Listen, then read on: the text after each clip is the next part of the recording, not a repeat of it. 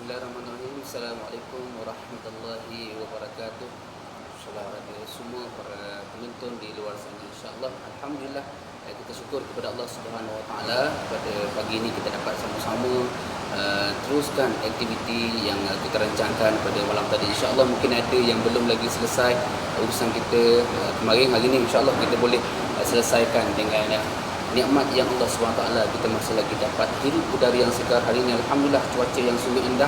Pada hari ini kita berada di Sky Bridge ini untuk sama-sama kita berkongsi sedikit sebanyak ilmu dan juga mungkin sebagai bekalan untuk kita meniti perjalanan juga sempurna sebenarnya adalah bulan kebangsaan atau sempurna hari kemerdekaan yang bakal kita sambut pada malam ini.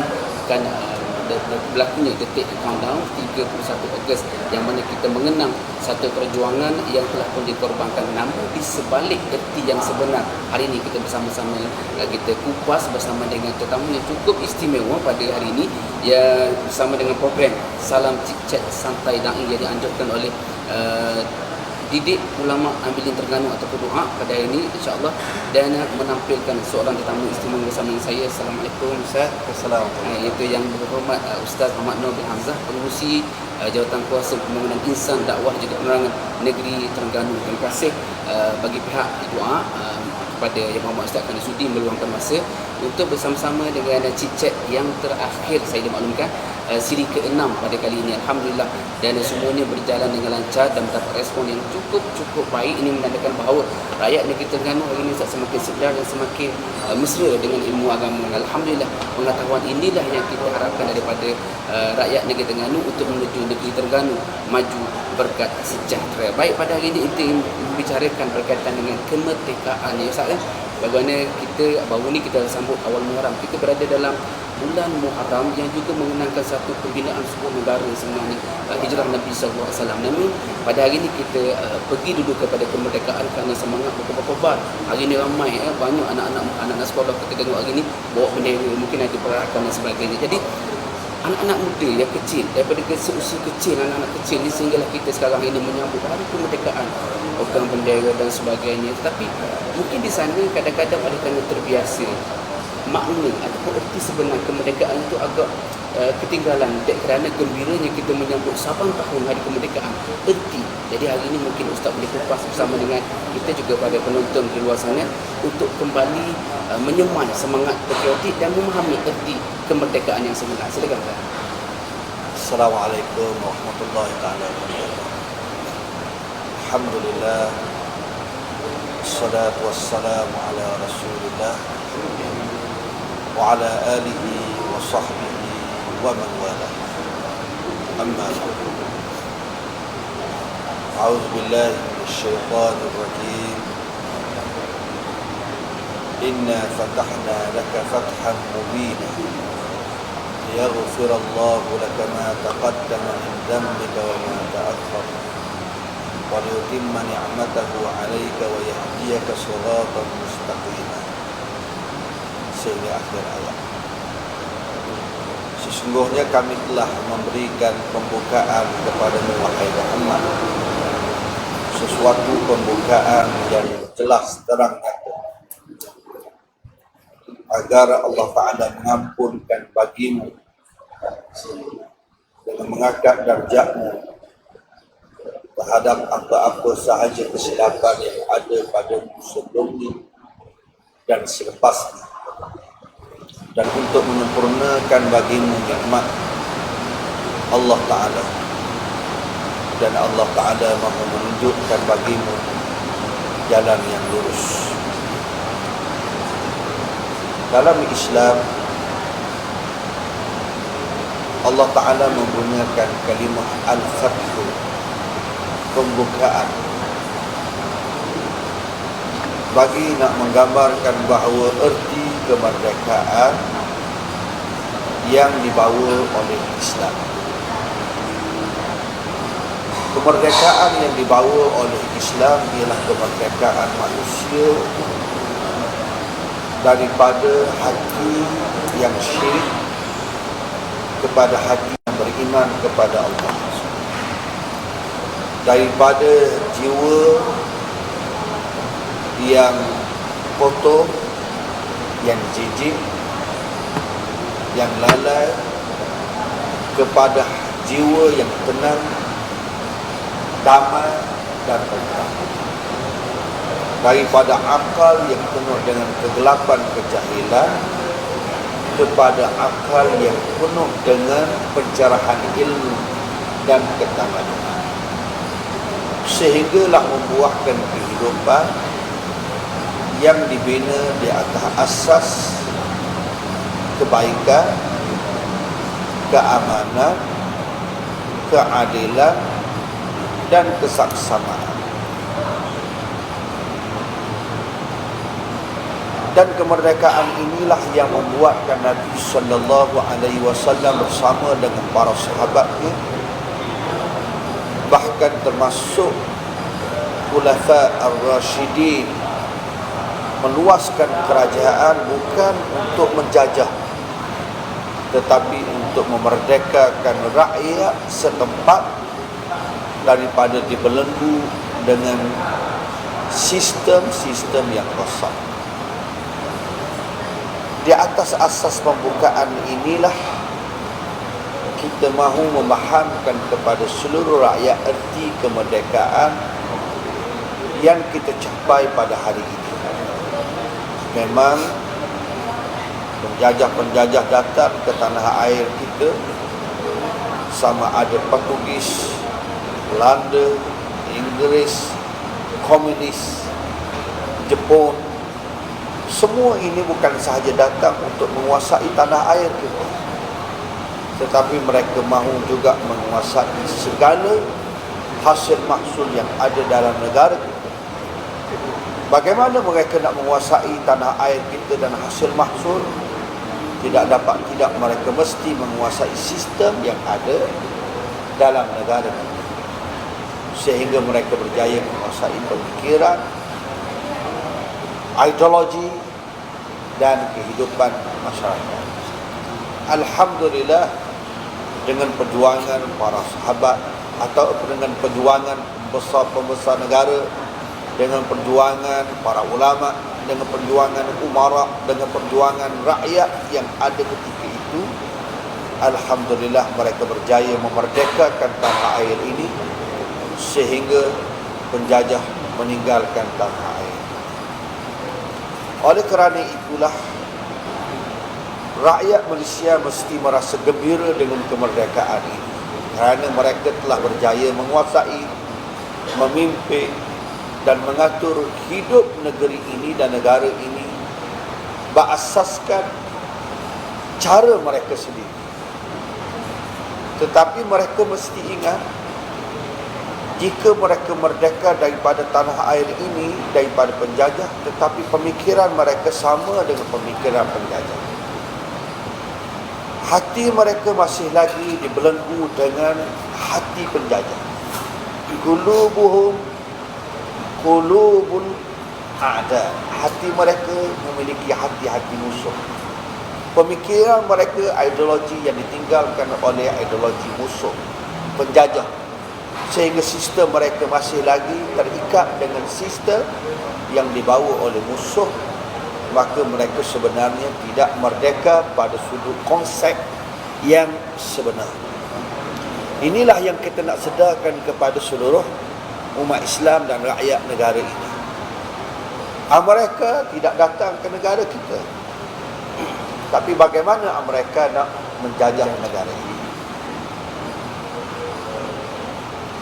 Eropah kemungkinan mereka tidak pernah kali ini untuk menguasai negara kita, penjajahan dalam bentuk dahulu. Tapi mereka tidak akan membiarkan kita untuk bebas dan merdeka daripada kehendak mereka dan sistem mereka. Israel kemungkinan dia tidak dapat dan tidak mampu untuk menjajah negara kita, kerana mereka pun nak menguasai Palestin. Mereka menghadapi tentangan yang hebat. Tetapi bagaimana Israel kemungkinan Zionis Yahudi berjaya menguasai pemikiran dan kehidupan rakyat Malaysia ini sehingga tidak disedari akhlak mereka seperti akhlak Zionis, Freemason. Bagaimana? Oleh sebab itulah erti kemerdekaan dan konsep kemerdekaan yang sebenar mesti digerakkan, mesti difahamkan kepada seluruh rakyat di waktu mereka cinta terhadap negara ini, mereka cinta kepada agama ini, dan mereka cinta terhadap perjuangan di zaman dahulu dan pejuang-pejuang di zaman dahulu yang telah meninggalkan satu kenangan yang sangat hebat. Selamat merdeka itu dalam arti kata selamat jiwa kita, hati kita dan pemikiran serta negara ini daripada penjajahan. Itu dia antara yang boleh kita petik dan juga kita sama-sama fahami erti kemerdekaan yang sebenarnya bukan sahaja yang kita lihat secara zahir semata-mata, tetapi melalui jiwa, Masya Allah ya, melalui jiwa kita yang telah pun digandingkan antara ulama juga umara, akhirnya terhasilnya sebuah kemerdekaan yang kita kecapi hari ini. Bermakna ini untuk menguasai sesuatu negara ataupun masyarakat itu bukan perlu kita menjajah secara fizikal semata-mata, tetapi perlu menuju ke arah ataupun menguasai pemikiran, bentuk pemikiran apa yang digemari oleh anak-anak muda ketika ini. Alhamdulillah pada hari ini saya melihat, saya diberi maklum bahawa program Sampai Cik ini mungkin antara satu sebahagian daripada usaha untuk kita jernihkan kembali. Mungkin ada fikiran-fikiran anak-anak muda ataupun gaya kehidupan anak-anak muda sebenarnya tidak secara tak langsung sebenarnya terjajah dah, terikut-ikut sebenarnya. Walaupun kita kata benda ini mungkin kita tidak memahami ataupun kita tidak sedari bahawa kita telah pun selangkah demi selangkah mengikuti. Sebagaimana kita sebut, tak perlu Eropah mari ke sini, tak perlu Amerika mari ke sini, tetapi cukup hanya mereka menghantar satu fahaman ataupun satu gaya hidup yang akhirnya kita follow satu persatu, akhirnya kita sebenarnya telah pun dijajah. Mereka hanya datang sini membina satu gerakan baharu. Jadi insya-Allah moga-moga perkongsian yang Ustaz beri pada awal tadi, erti kemerdekaan yang sebenarnya dapat kita sama-sama fahami dan kembali untuk kita bina kembali jiwa kita, jiwa yang merdeka. Jadi mungkin ada di sana Ustaz yang mengatakan bahawa selama ini kita ingatkan kemerdekaan ini hanya sekadar maknanya bebas daripada belenggu penjajahan. Walaupun kita masih lagi terikat, kadang-kadang ada lagi undang-undang yang terpaksa kita follow lagi, walau bagaimanapun kita sebenarnya kita bebas daripada penjajah secara zahirnya lah, namun jiwa itu sendiri di sana ada lagi yang mengatakan bahawa fahaman kita bebas daripada penjajah, tak perlu dah macam ini. Jadi mungkin Ustaz boleh respon supaya jiwa-jiwa ini dapat dibersihkan bahawa kemerdekaan ini bukan lagi sebenarnya sebagaimana yang tak sebutkan tadi, bukan hanya kita bebas daripada dibelenggu oleh penjajahan secara fizikal. Kita jangan memahami erti kemerdekaan berasaskan fahaman liberalisme. Itu maksudnya. Liberalisme meletakkan pengertian kebebasan yang mutlak tanpa ikatan dengan Tuhan dan sifat ketuhanan. Dalam erti kata lain, kita nak merdeka tanpa kita sedari, kadang-kadang dengan kita mahukan kebebasan yang mutlak, sebenarnya kita dibelenggu oleh syaitan. Tanpa disedari, kita sedang dijajah oleh syaitan. Nabi sallallahu alaihi wasallam memberi pesanan kepada kita pagi-pagi kita bangun, wirid yang kita baca ialah qul a'udzu birabbin nas, malikin nas, ilahin nas, sehingga akhirnya. Tujuan apa? Tujuan nak mengingatkan kita kemungkinan kita bangun pada pagi ini kita rasa bebas. Kita naik kereta, kita boleh pandu dalam Allah Subhanahu. InsyaAllah. Alhamdulillah. Baik. Kita sebenarnya kita masih lagi dalam bulan Muharram. Jadi topik kita kemerdekaan. Jadi suka untuk kita relatekan, walaupun ada fahaman yang sampai hari ini Ustaz banyak menyebut ayat Quran dan juga mengaitkan peristiwa dengan sejarah-sejarah. Jadi kadang-kadang kita bimbang anak muda di luar sana memahami sejarah tanpa mempelajarinya, akhirnya mentafsir Quran ikut suka dia. Bagaimana berlaku menggambarkan hijrah sebagai sebuah pelarian sebenarnya. Jadi kita berikan soal itu, cuma kita nak kaitkan antara kemerdekaan dan juga hijrah yang berlaku, bukan sahaja hijrah di yang kita kait dengan peristiwa awal Muharram yang kita sambut, namun di sana kita melihat kemerdekaan di sudut anak-anak muda yang ingin berhijrah. Okey, kemerdekaan. Kadang-kadang manusia ni dia suka meletakkan satu target. Okey, bermulanya satu Muharram aku ingin berhijrah. Bermulanya kemerdekaan ini, mungkin detik kemerdekaan ini aku ingin berhijrah. Mungkin bagaimana Ustaz? Soal untuk menghijrah jiwa dan juga diri bukan sahaja bebas daripada memahami konsep kemerdekaan liberal, tetapi kembali kepada konsep kemerdekaan, erti kemerdekaan yang sebenar yang selari dengan Islam, akhirnya membina suatu kesedaran untuk berhijrah daripada dunia yang lama hingga dunia yang lebih baik dan terus menjadi insan yang terbaik. Mungkin Ustaz boleh respon. Ya, sebenarnya konsep hijrah dengan konsep kemerdekaan itu ada hubung kait. Apa dia konsep hijrah? Konsep hijrah ialah berpindah. Sama ada berpindah daripada satu negeri kepada satu negeri, ataupun berpindah daripada satu keadaan kepada satu keadaan. Berpindah daripada satu negeri, contoh berpindah daripada Mekah ke Madinah. Berpindah daripada satu keadaan kepada satu keadaan, berubah daripada keadaan yang buruk kepada keadaan yang baik. Warrujza fahjur. Perkara yang buruk maka hendaklah engkau hijrahkan, engkau tinggalkan. Yang ini berubah daripada perkara yang buruk kepada perkara yang baik.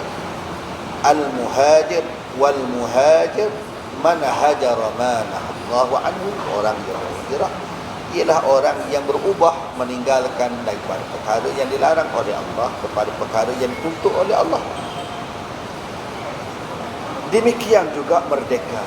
Merdeka konsep dia ialah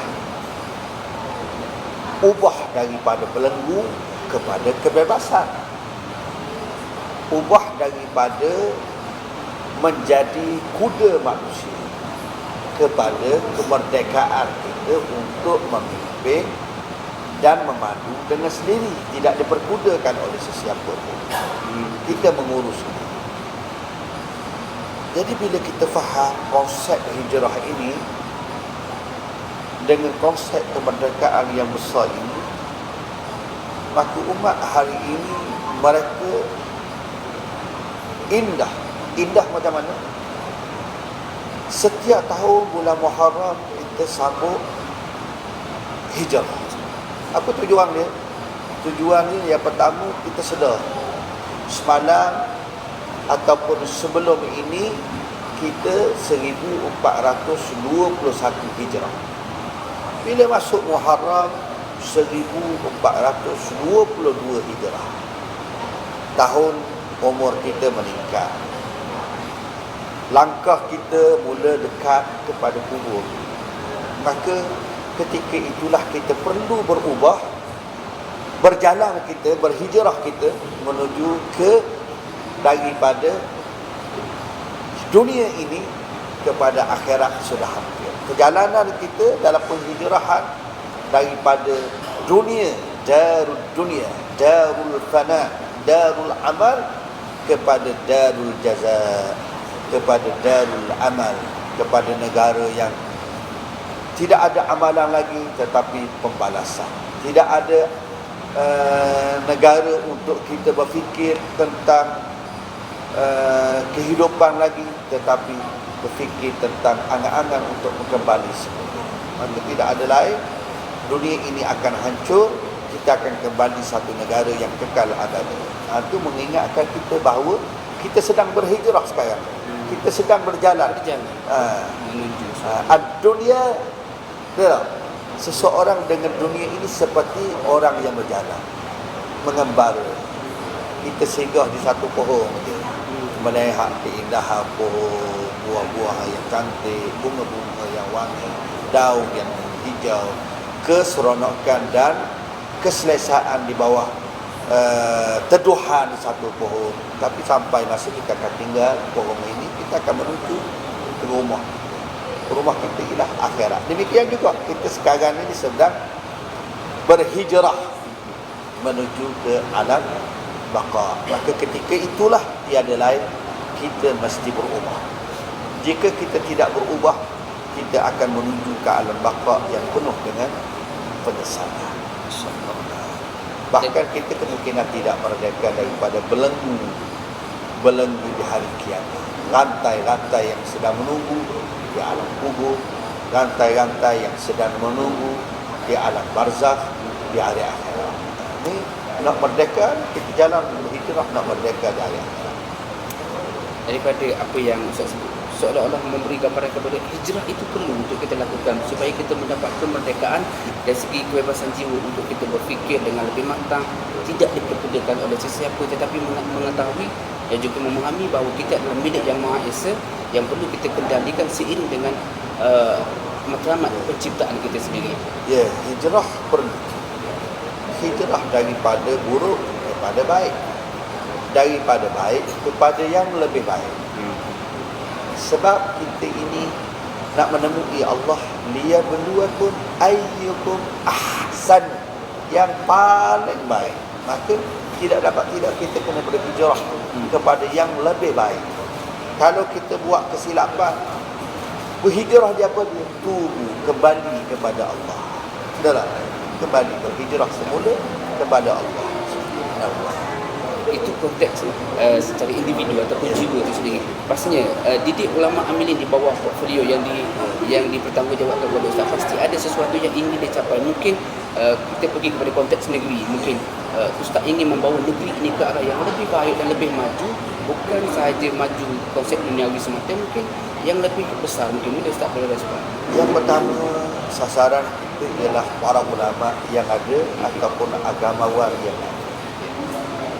Kita mengharapkan supaya semua agamawan, para ulama, sama ada para ulama kecil, ulama yang besar, intelektual Islam, apa sahaja nama yang ada latar belakang keagamaan, iman, milad, kita mengharapkan mereka mesti memiliki kesedaran yang besar untuk melakukan satu tugas, memerdekakan manusia daripada hawa nafsu, memerdekakan manusia daripada syaitan, memerdekakan manusia daripada pemikiran barat, memerdekakan manusia daripada kemalasan, kelemahan, berbagai-bagai penyakit jiwa kepada kesedaran Islam, kepada kebaikan Islam. Maka perlu perlu para ulama ini berjihad, berdakwah, turun ke medan-medan. InsyaAllah malam ini bersama dengan Yadin kita akan turun untuk buat program doa jabat agama, untuk buat street dakwah. Tapi bukan malam ni saja, tapi kita nak supaya para ulama pakat ramai-ramai kita melaksanakan satu perjalanan dakwah, bertemu dengan sesiapa sahaja untuk memerdekakan mereka, untuk mengajak mereka berhijrah daripada kesilapan, kesalahan kepada keagamaan, insya-Allah.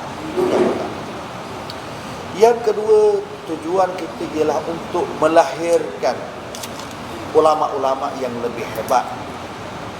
Anak-anak kita yang ada pada hari ini, kita tidak mahu lahir sebagaimana yang disebut di dalam Al-Quran, faqalafa min ba'dihim khuluf adha'u as-salah wattaba'u asy-syahwat fasawfa yalqawna ghayya. Akan menjadi pengganti satu golongan yang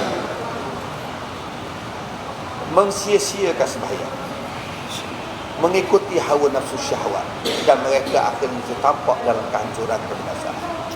Maka kita minta agar para ulama doa melahirkan generasi muda, generasi remaja, generasi tunas-tunas Islam ini lebih ramai para ulama. Kerana kita sedar negara yang hebat mesti di sana ramai para ulama. Di zaman Sultan Zainal Abidin menjadi hebat kerana di sana adanya Syekh Duyung, adanya Tok Kubala, ada Syekh Abdul Malik, adanya Tok Guru Haji Abdul Rahman Libo. Ramai para ulama sehingga tersusun ditulis dalam tulisan-tulisan sejarah.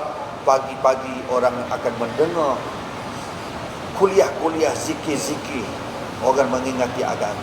Maka kita harapkan insya-Allah kalau kali ini, di zaman ini, kemungkinan hanya ustaz-ustaz, ulama-ulama ada 100 orang. Contoh, ada 100 orang je akan datang, kita akan lahir 100,000 orang para ulama, insya-Allah. Dengan usaha didik ulama ini, doa, dan dengan usaha pihak-pihak yang ada kaitan, insya-Allah. bukan sahaja ramai para ulama, bahkan mereka berperanan untuk membentuk generasi yang cukup kata gemilang di masa akan datang, dan seterusnya membina suatu kefahaman yang cukup indah. Hari ini kita rasa Islam alhamdulillah dihargai, dan hari ini masyarakat subhanallah satu persatu kita melihat gerombolan manusia menunjukkan rasa cinta mereka dan ingin mendekatkan kepada majlis ilmu. Jadi di sana ada juga yang bertanya, kita buat dah ni macam-macam dah kita buat ni, nak tahu dah berazam untuk berubah. Adakah aku ni sampai dah ke tahap kemerdekaan ataupun telah melepasi yang kata erti, kata aku dah berhijrah. Adakah hijrah aku diterima oleh Allah SWT, ataupun aku masih lagi dia takut yang lama. Jadi persoalan ni biasa berlaku kepada anak-anak muda, supaya bisikan-bisikan syaitan ini dapat kita hindari. Mungkin Ustaz boleh sebut. Allah Ta'ala ni maha penyayang. Ya.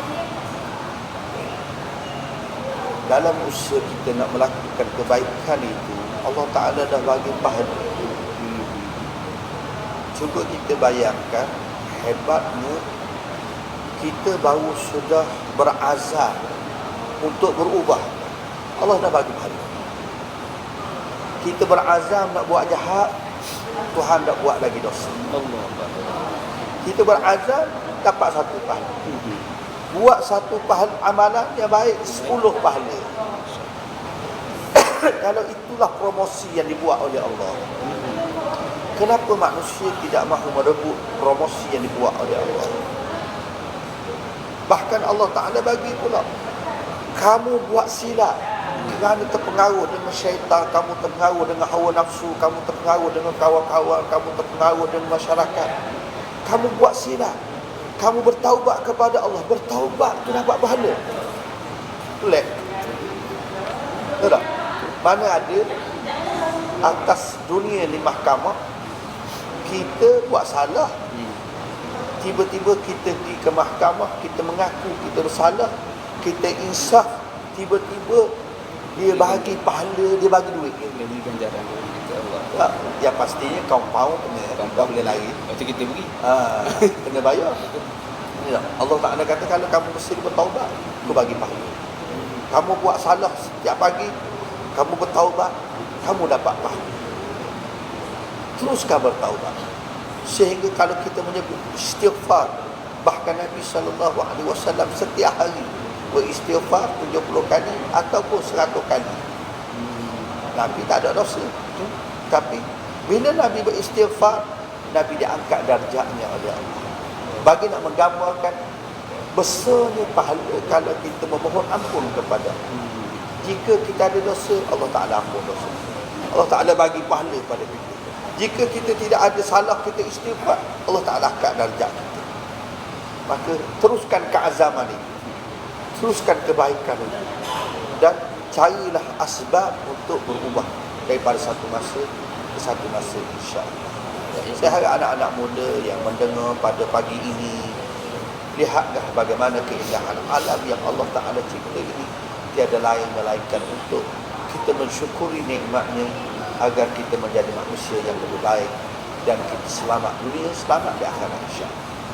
Maksudnya kita tak perlu nak fikir keberkesanan kita, tetapi melihat sebuah ganjaran yang dijanjikan oleh Allah SWT, yang sebenarnya janji Allah, innallaha la yukhlifu al-mi'ad. Sebenarnya jadi kita yakin kepada Allah, jangan ada prasangka, insya-Allah terus kata berazam, sebagaimana Ustaz sebut, berazam untuk melakukan perubahan.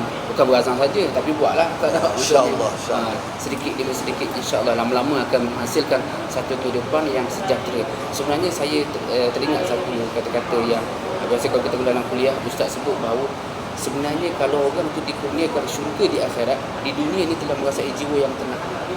Jadi insya-Allah moga-moga kita dikurniakan jiwa yang tenang, dan insya-Allah yakinlah moga-moga itu adalah satu petanda bahawa kita juga ahli syurga Allah Subhanahu Wa Taala. Teringat satu kata-kata hikmah yang menarik untuk sama-sama kita fahami, Ustaz. Untuk mendapatkan perkara yang tak pernah kita dapat, maka lakukan perkara yang tidak pernah kita lakukan. Bunyinya seolah-olah memberi maksud kepada kita setiap kemenangan, setiap pembebasan, setiap kejayaan perlunya kepada menuntut kepada pengorbanan ataupun suatu yang kata kepahitan yang perlu kita telan untuk mendapat suatu nikmat yang mungkin menjanjikan beribu kebahagiaan.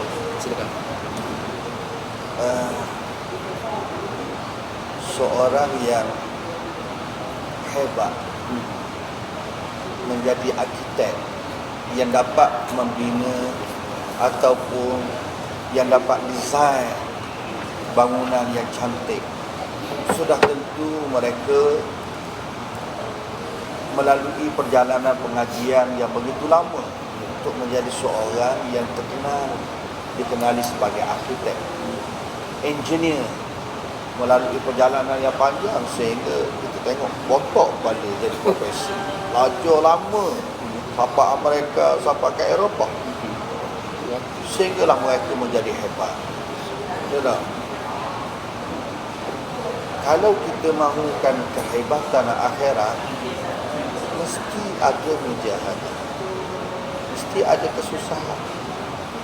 Kerana janji daripada Allah itu suatu yang sangat hebat, yang tidak pernah didengar oleh telinga, yang tidak pernah dilihat oleh mata, yang tidak pernah terlintas oleh hati kita.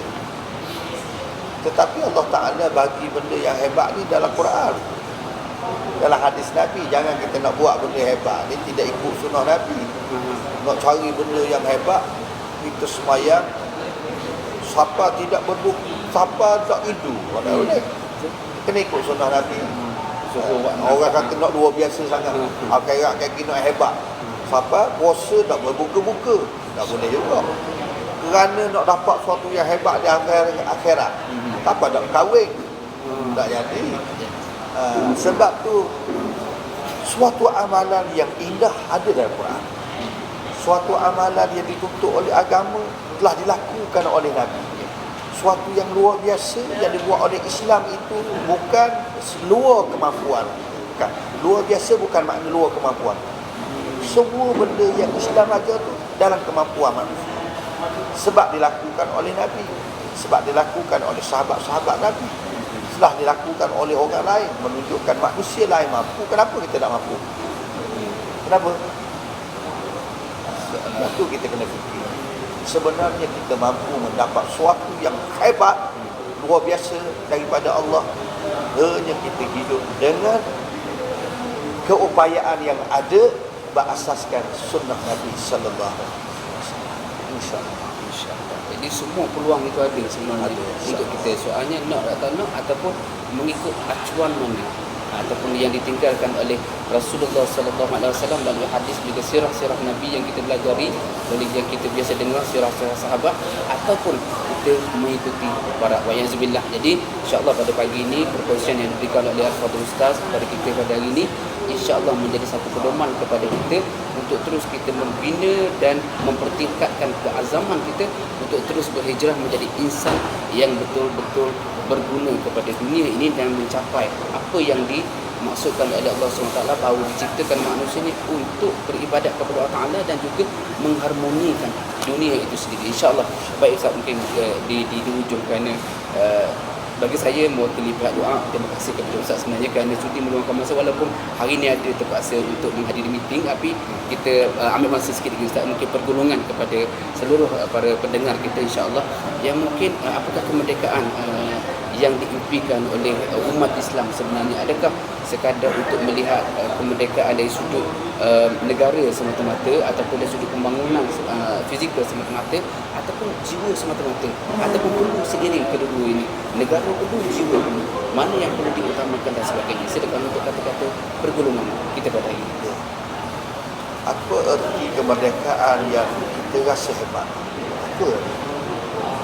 Kita rasa kemerdekaan itu hebat kerana kita hidup rasa selesa, tenang.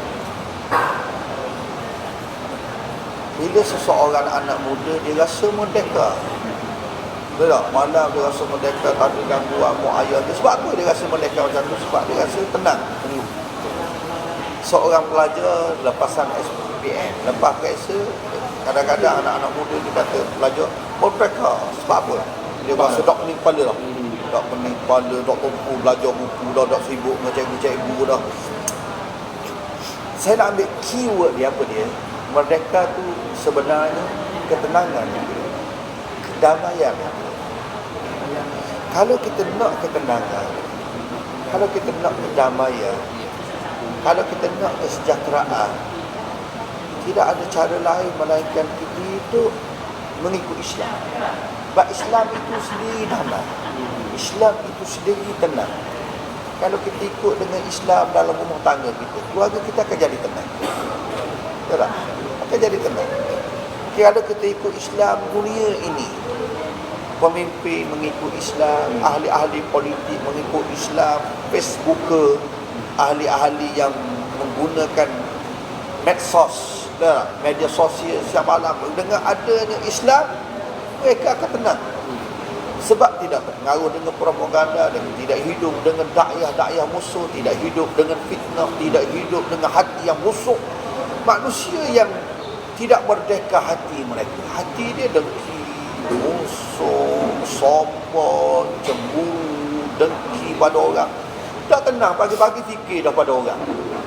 Ya, orang ni buat apa hidup sedap sangat, kaya sangat, senang sangat, kita susah. Tu tak jadi tak tenang, dia tak merdeka sebenarnya.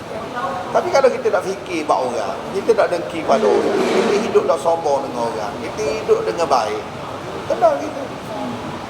Itu sebuah masyarakat, sebuah keluarga. Itu juga hidup dalam sebuah negara. Kerajaan mesti hidup dengan Islam. Kalau Islam, selamat insya-Allah. Rakyat hidup dengan Islam, dia selamat. Dia fikir, ya selamat. Buat kerja pagi-pagi, dia cari rezeki dengan harapan insya-Allah. Kemerdekaan seperti mana burung waktu pagi berkicauan, kemudian mereka terbang pada waktu pagi mencari rezeki, petang mereka balik kerana dalam keadaan lapar. Pagi mereka keluar dalam keadaan lapar, petang mereka balik dalam keadaan kenyang. Kenapa? Mereka hidup dengan sunnah Allah. Mereka hidup dengan Islam yang ditetapkan oleh Allah dalam kehidupan mereka. Benar? Jadi mereka tenang, tak ada masalah apa. Mereka hidup dengan tenang. Kita juga kita hidup dengan tenang dengan Islam insya-Allah. Merdeka dengan Islam. Selamat dunia, selamat. Satu kata-kata pertolongan yang cukup baik sebenarnya menggambarkan kepada kita bahawa jiwa itu sebenarnya memberikan kebahagiaan, bukannya harta, bukannya keluarga, tetapi jiwa kita sendiri. Bagaimana kita menilai harta? Adakah kita meletakkan harta itu pada hati ataupun harta itu di tangan? Dunia di hati ataupun dunia itu di tangan? InsyaAllah pada hari ini dengan penjelasan, pencerahan, segala perkongsian yang diberikan oleh Al-Fadhil yang berhormat Ustaz, mungkin menjadi satu input kepada kita untuk kembali menjernihkan pemikiran kita, kembali kepada sunnatullah yang telah pun ditetapkan kepada manusia untuk harmoni di dunia, harmoni juga insya-Allah bahagia di akhirat. Moga-moga kita bertemu di syurga Allah Subhanahu Wa Taala. Saya mengucapkan terima kasih kepada semua para penonton dan juga Akademi Didik Ulama Amilin Terengganu, juga TI Properties yang sudi bersama untuk menjayakan program Cek ini. Dan alhamdulillah ini siri ke-6. Insya-Allah pelbagai perkongsian siri demi siri moga-moga menjadi input kepada masyarakat untuk bersama seiring dengan kerajaan negeri membina negeri Terengganu maju, berkat, sejahtera yang akhirnya menjadi kita kan bahagia bukan sahaja di dunia tetapi di akhirat sana. Saya mewakili pihak doa mengucapkan jutaan terima kasih kepada Yang Berhormat Al-Fadhil Ustaz kerana sudi bersama-sama dengan kita walaupun dengan kekangan masa yang cukup terbatas. Alhamdulillah perkongsian tetap ingin diberikan kepada kita. Moga-moga input itu memberi guna yang sangat indah dalam kehidupan kita dan membina satu keazaman untuk berhijrah ke arah yang lebih baik dan menjadi insan yang memberi manfaat yang paling penting kepada umat seluruhnya insya-Allah. Jadi Assalamualaikum warahmatullahi wabarakatuh. Sehingga kita jumpa lagi dan insya-Allah yang baik daripada Allah SWT, yang kurang lemah daripada kelemahan diri saya sendiri insya-Allah. Terima kasih Ustaz. Assalamualaikum warahmatullahi wabarakatuh sekali lagi.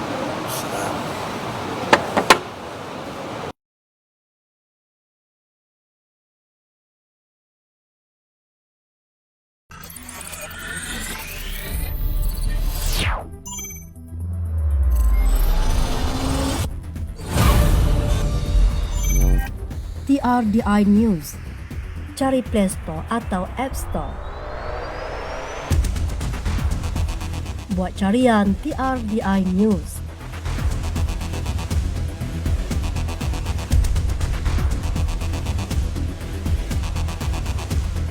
Tekan install. Buka aplikasi TRDI News. Dan terus nikmati notifikasi segala maklumat terbaru Kerajaan Negeri Terengganu. TRDI Apps, aplikasi Terengganu Darul Iman, sebuah portal maklumat Kerajaan Negeri Terengganu, cakna tepat dan terkini.